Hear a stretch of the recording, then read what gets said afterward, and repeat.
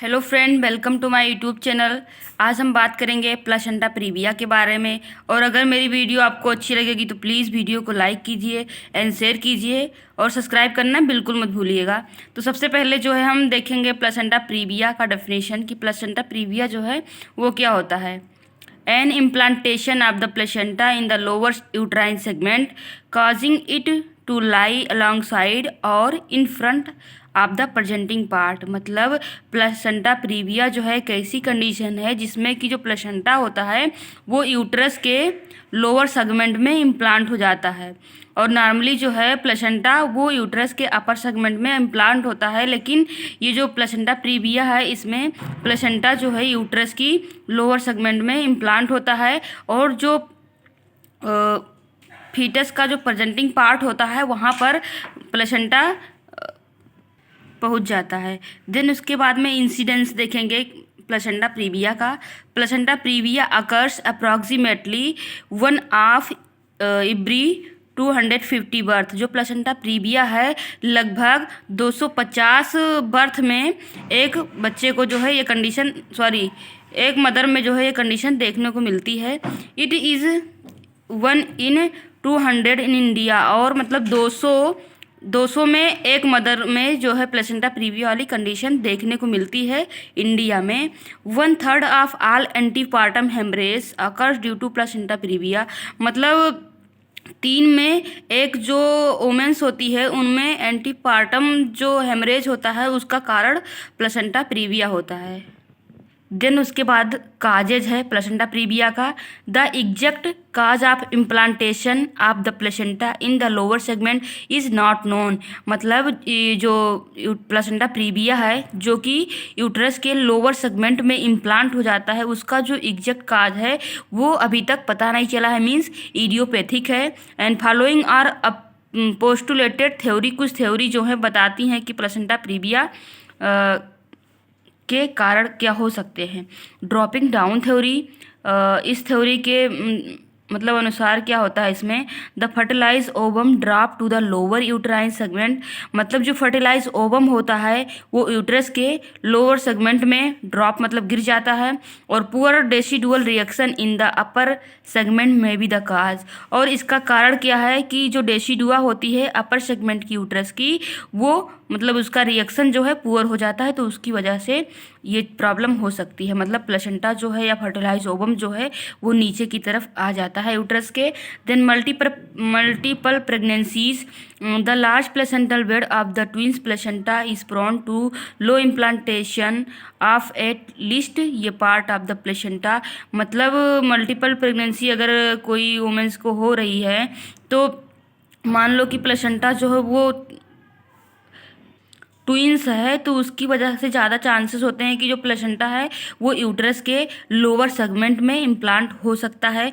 Then उसके बाद में है डिफेक्टिव डेसिडुआ। अगर डेसिडुआ जो है डिफेक्टिव है तो defective decidua causes spreading of the chorionic villi over ये wide area in the uterine wall encroaching on to the lower segment. मतलब डिफेक्टिव डेसिडुआ जो है उसकी वजह से जो कोरियोनिक विलाई है वो जो यूट्रस की वाल है वहाँ पर स्प्रेड हो जाती हैं और उसकी वजह से वो जो यूट्रस का लोअर सेगमेंट है वहाँ पर दबाव डालती हैं। इसकी वजह से प्लेसेंटा प्रीविया हो सकता है। Then degree of placenta previa. Type first, इसमें क्या होता है, the lower margin of the placenta dip into the lower segment. मतलब जो लोअर मार्जिन है प्लेसेंटा का वो यूट्रस के लोअर सेगमेंट में मतलब डिप हो जाता है लेटरल साइड में। और टाइप सेकेंड इसमें क्या है, the placenta reach the internal voice when close but does not cover it. मतलब जो प्लेसेंटा है वो जो इंटरनल ऑस होता है वहाँ उसको क्लोज कर लेता है, लेकिन तो वो उसको कवर नहीं करता है। जो इंटरनल ऑस है उसको कवर नहीं करता है, मार्जिनल होता है, मार्जिन पे होता है प्लेसेंटा इसमें। देन नेक्स्ट वन है टाइप 3। इसमें the placenta cover the internal ऑस when close but not when fully dilated partial और इनकम्प्लीट। इसमें जो प्लेसेंटा है वो इंटरनल ऑस को क्लोज कर लेता है बट जब नहीं क्लोज करता है जबकि वो फुली डायलेट होता है सर्विक्स। ये जो है पार्शियली या इनकम्प्लीट हो सकता है। और फोर्थ नंबर जो है टाइप, इसमें placenta completely cover the internal ऑस even when the cervix is fully dilated. मतलब इसमें जो फोर्थ टाइप का है प्लेसेंटा प्रीविया का जो मतलब डिग्री है, इसमें प्लेसेंटा जो है कम्प्लीटली इंटरनल ऑस को क्लोज कर लेता है, जबकि जो सर्विक्स है अगर फुली डायलेट होती है तो भी ये उसको कवर कर लेता है। ये सेंट्रल और इनकम्प्लीट होता है। जैसे कि ये टाइप 1 में क्या था, प्लेसेंटा ये लेटरली सेपरेट हो जाता है, और ये सेकंड जो है इसमें मार्जिनल सेपरेशन होता है, और इसमें थर्ड जो है पार्शियली या इनकम्प्लीट होता है, और फोर्थ जो है इसमें सेंट्रल या कंप्लीट जो है सेपरेट हो जाता है। सॉरी, सेपरेट नहीं, implant. And predisposing factor, and next one है predisposing factor, increase placental size. अगर प्लेसेंटा की साइज जो है इंक्रीज है, जैसे कि ट्विंस प्लेसेंटा है, 2 प्लेसेंटा बन गए हैं, देन उसके बाद में प्रीवियस यूट्राइन स्कार, जैसे प्रीवियस सिजेरियन सेक्शन हुआ है, अगर मतलब यूट्राइन कोई स्कार है पहले से, तो उसकी वजह से प्लेसेंटा प्रीविया हो सकता है। एंड मल्टी पैराइटी, मतलब जो कोई वुमेन है वो 2 और मोर टाइम प्रेग्नेंट हो चुकी है, तो उसमें उस मदर में भी देखने को मिल सकता है placenta previa. And advance maternal age over 35 years, मतलब जो मदर है उसकी एज जो 35 ईयर से अबव है, तो उसमें भी ये कंडीशन देखने को मिल सकती है। देन प्रीवियस रिप्रोडक्टिव सर्जरी, मतलब अगर पहले कोई रिप्रोडक्टिव सिस्टम से रिलेटेड कोई भी सर्जरी हुई हो, जैसे कि D&C होता है, अगर वो हुआ है तो उसकी वजह से भी चांसेस होते हैं कि प्लेसेंटा प्रीविया हो सकता है उस मदर को। एंड प्लेसेंटल एबनॉर्मलिटी, अगर कोई प्लेसेंटल एबनॉर्मलिटी है तो उसकी वजह से भी प्लेसेंटा प्रीविया हो सकता है। देन उसके बाद में है congenital mall formation of the uterus, अगर बच्चा जो है यूट्रस में है और उसे कोई कंजेनाइटल माल फॉर्मेशन हो जाता है तो उसकी वजह से भी प्लेसेंटा प्रीविया हो सकता है। एंड नेक्स्ट वन है साइन ऑफ प्लेसेंटा प्रीविया, मतलब प्लेसेंटा प्रीविया जो किसी मदर को है अगर, तो उसके साइन क्या क्या हो सकते हैं। Painless vaginal bleeding in the 3rd trimester of pregnancy, मतलब उसे पेनलेस वेजाइनल ब्लीडिंग होगी, मतलब वेजाइनल ब्लीडिंग जो होगी और वहाँ पर मदर को पेन नहीं फील होगा। ये मोस्टली हम प्रेगनेंसी के 3rd ट्राइमेस्टर में देखते हैं। The bleeding usually bright red, और जो ब्लीडिंग होगा वेजाइनल ब्लीडिंग जो होगी वो ब्राइट रेड कलर की होगी, और bleeding occurs as the lower segment of the uterus began to pull upward with cervical effacement and dilatation in late pregnancy causing the placental villi to tear away from the uterine wall, मतलब जो placenta है वो lower segment में uterus के आ जाएगा, और उसके बाद में जो प्लेसेंटा की बिलाई है वो भी टीयर हो जाती है इस कंडीशन में, और यूट्राइन की जो मतलब यूट्रस की जो बाल है उसमें भी टीयर मतलब इंजरी हो जाता है।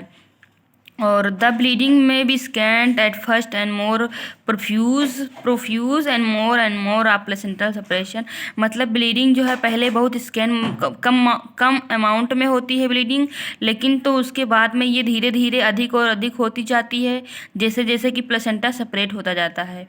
उसके बाद में there is no way that bleeding from the placenta can be arrested other than delivery the fetus and complete removal of placenta, और मतलब ये उसका फिर कोई वे नहीं है कि हम ब्लीडिंग को कंट्रोल कर सकेंगे। और उसके बाद में हमें जैसे कि ज़्यादा ब्लीडिंग हो रही तो उसके बाद में हमें डिलीवरी करवा देनी है, और फीटस को जो है कंप्लीट तरीके से रिमूव कर देना है, प्लेसेंटा को भी रिमूव कर देना है। देन उसके बाद में है risk to mother and fetus, अगर किसी मदर को प्लेसेंटा प्रीविया है तो उसकी वजह से मदर को और फीटस को क्या क्या रिस्क हो सकते हैं। The mother is at risk for severe haemorrhage embolism and endometritis, मतलब अगर किसी मदर को प्लेसेंटा प्रीविया है तो रिस्क होते हैं कि उसे सीवियर हेमरेज हो सकता है, एम्बोलिज्म हो सकता है, और एंडोमेट्राइटिस मतलब एंडो मतलब इनसाइड, इनर मतलब, और मेट्राइटिस मतलब यूट्रस, तो जो एंडोमेट्रियम लेयर है यूट्रस की उसमें भी स्वेलिंग हो सकती है। और the fetus is at risk for prematurity asphyxia और हेमरेज, मतलब जो बच्चा है उसको भी रिस्क हो सकता है कि वो प्री मेच्योरिटी मतलब अपने टर्म से ना होकर पोस्ट टर्म में चला जाएगा, मतलब 42 वीक के बाद में उसकी डिलीवरी हो सकती है। और एस्फेक्सिया और हेमरेज हो सकता है बच्चे को, ये रिस्क है प्लेसेंटा प्रीविया का। देन उसके बाद में डायग्नोसिस, अगर किसी को प्लेसेंटा प्रीविया है तो कैसे हम उसको आइडेंटिफाई कर पाएंगे। यूएसजी अल्ट्रासोनोग्राफी करते हैं और एग्जामिनेशन विद ये स्टेराइल स्पेसिकुलम, जो स्पेसिकुलम होता है वो स्टेराइल स्पेसिकुलम से जो है हम एग्जामिनेशन करेंगे। The midwife should not attempt to do a vaginal examination as this could precipitate severe haemorrhage, और जो मिडवाइफ है उनको वेजाइनल एग्जामिनेशन नहीं करना है, क्योंकि अगर वो करेंगी वेजाइनल एग्जामिनेशन तो उसकी वजह से जो है सीवियर हेमरेज हो सकता है। इसलिए मिडवाइफ जो हैं उनको वेजाइनल एग्जामिनेशन नहीं करना है अगर किसी मदर को प्लेसेंटा प्रीविया है तो। देन उसके बाद में मैनेजमेंट क्या क्या है प्लेसेंटा प्रीविया अगर किसी को है। The Hb and haematocrit value are monitor, मतलब मदर की जो एचबी है और हीमोटोक्रिट वैल्यू है उसको हम मॉनिटर करेंगे। और ब्लड रिप्लेसमेंट थेरेपी और iron therapy is instituted if anaemia is present, और मतलब ब्लड रिप्लेसमेंट करेंगे और आयरन थेरेपी देंगे मदर को अगर एनीमिया प्रेजेंट है मदर में तो। And pregnant women mobility is usually restricted to bed rest at first, मतलब जो प्रेग्नेंट वुमेन है उसकी मोबिलिटी को, मूवमेंट को जो है हम मतलब उसके मोबिलिटी को, मूवमेंट को कम करने के लिए बोलेंगे और उसको हम सबसे पहले बोलेंगे कि बेड रेस्ट करना है। सो फ्रेंड, आज का जो अपना टॉपिक था वो फिनिश हुआ। आई होप कि मेरा वीडियो आपको समझ में आया होगा। अगर समझ में आया तो प्लीज़ वीडियो को लाइक कीजिए एंड शेयर कीजिए और चैनल को सब्सक्राइब करना बिल्कुल मत भूलिएगा। Thanks for watching, thank you. मिलते हैं नेक्स्ट वीडियो में, बाय बाय।